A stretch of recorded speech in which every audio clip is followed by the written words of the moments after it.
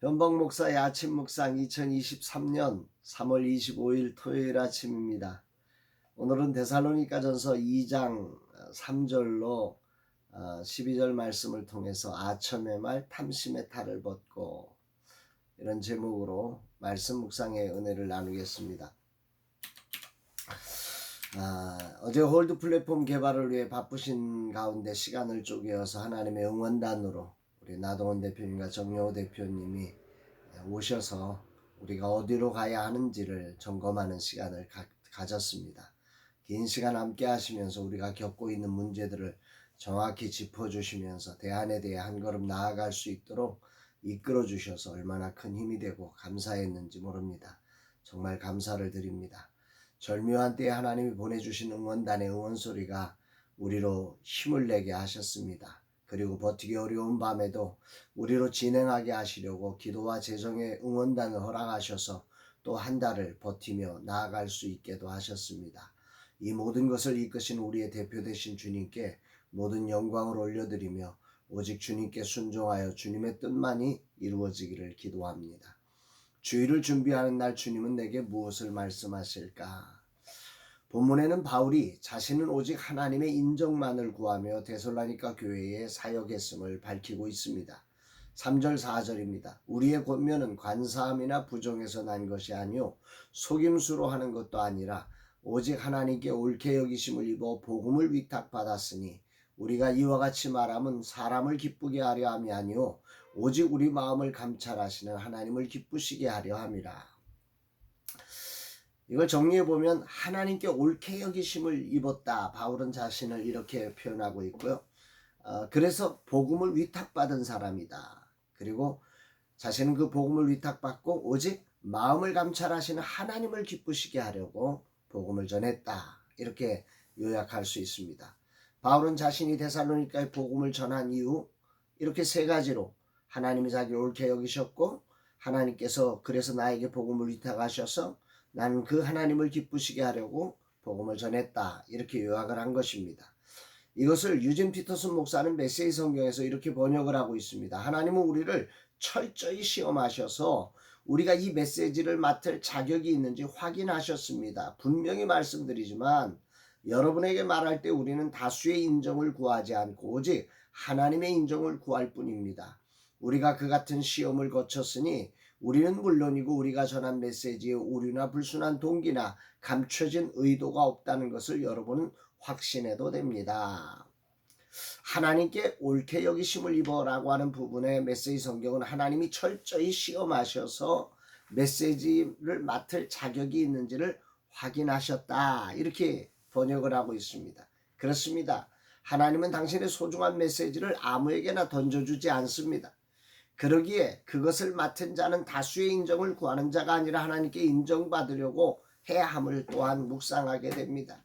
그분은 철저하게 시험하시면서 이 말씀을 우리에게 맡겨주신다는 거죠.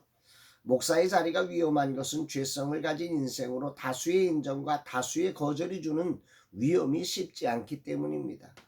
다수의 인정이 마치 하나님의 뜻처럼 여겨지고 다수의 거절이 마치 하나님의 거절처럼 여겨질 수 있는 위험이 있다는 거죠. 진리는 여론이 아닙니다. 진리는 온 세상의 영혼을 구원할 수 있으며 반대로 진리는 단 한 사람의 고백도 소중히 여깁니다. 진리는 숫자에 의해서 움직이지 않고 진리가 숫자를 소중하게 만드는 것이지요. 때문에 진리를 믿고 품고 사는 사람은 이 과정을 이겨내야 합니다. 다수의 인정과 다수의 거절을 넘어 하나님의 인정을 향해 겸손히 나아갈 수 있어야 합니다. 환경이 아니라 마음을 감찰하신 하나님을 기쁘시게 하려는 열정이 중요합니다. 바울은 이런 과정을 이렇게 표현하고 있습니다. 5절 6절 너희도 알거니와 우리가 아무 때에도 아첨하는 말이나 탐심의 탈을 쓰지 아니한 것을 하나님이 증언하시니라. 또한 우리는 너희에게서든지 다른 이에게서든지 사람에게서는 영광을 구하지 아니하였노라.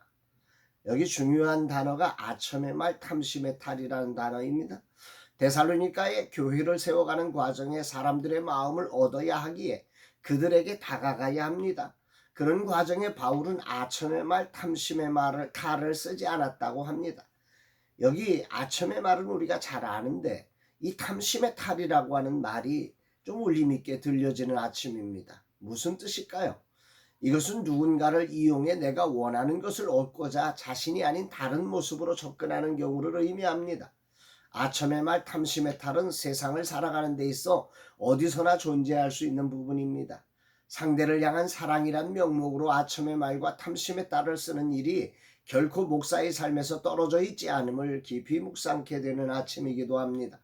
누군가를 세워주는 것이 사명인 내 삶에도 이 일을 위해 아첨의 말과 탐심의 탈이 순간순간 동원될 때가 있었음을 자백합니다. 사랑이란 이름으로 자행되는 이런 순간이 얼마나 위험한 순간인지 깊이 돌아보며 주님 앞에 회개하면서 나아갑니다. 주님, 이 종이 어떤 연유로도 아첨의 말이나 탐심의 탈을 쓰지 않고 정말 주님을 바로 전하는 종이 되게 하옵소서 고백합니다. 그러면 사도 바울은 어떻게 그들의 마음을 얻었을까? 7절 8절에 우리는 그리스도의 사도로서 마땅히 권위를 주장할 수 있으나 도리어 너희 가운데서 유순한 자가 되어 유모가 자기 자녀를 기름과 같이 하였으니 우리가 이같이 너희를 사모하여 하나님의 복음뿐 아니라 우리의 목숨까지도 너희에게 주기를 기뻐함은 너희가 우리의 사랑하는 자 됨이라.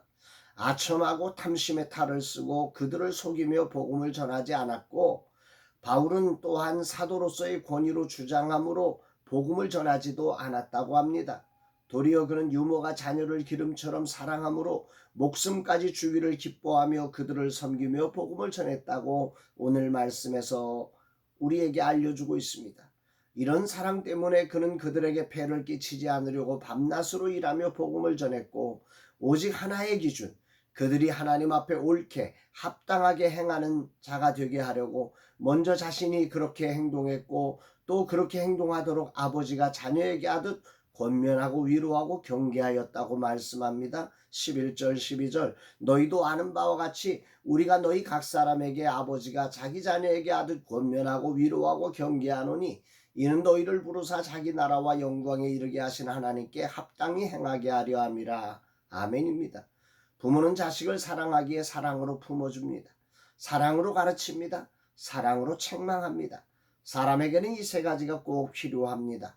챗 GPT가 만들어갈 앞으로의 세상은 지식을 전달하는 교사가 필요 없고 기술을 알려주는 학원이 필요치 않을 것 같습니다. 그러나 사랑의 위로와 권면과 경계는 절대적으로 필요한 시대입니다. 오늘 아침 바울을 통해 전달된 이 진리를 겸손히 가슴으로 듣습니다.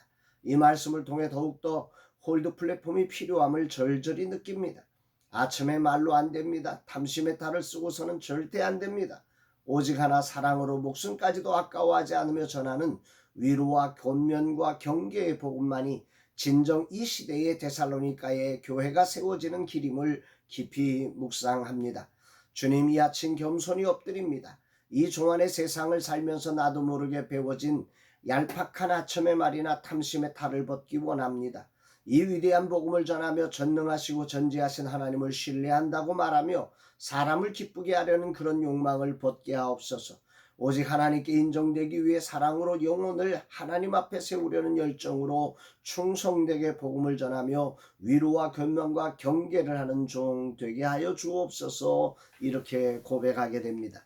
사랑하는 여러분, 오늘이라는 시간 여러분들의 삶에 주의를 준비하면서 우리 안에 세상에 사는 법이다 이렇게 인식되어지고 배워진 이 탐심의 탈, 또 아첨의 말들로 사랑이 변질된 부분들을 돌아보면서 정말 진리를 말할 수 있는 진정한 사랑의 권면과 위로와 경계를 말할 수 있는 저와 여러분들의 삶이 되기를 주님의 이름으로 축복합니다.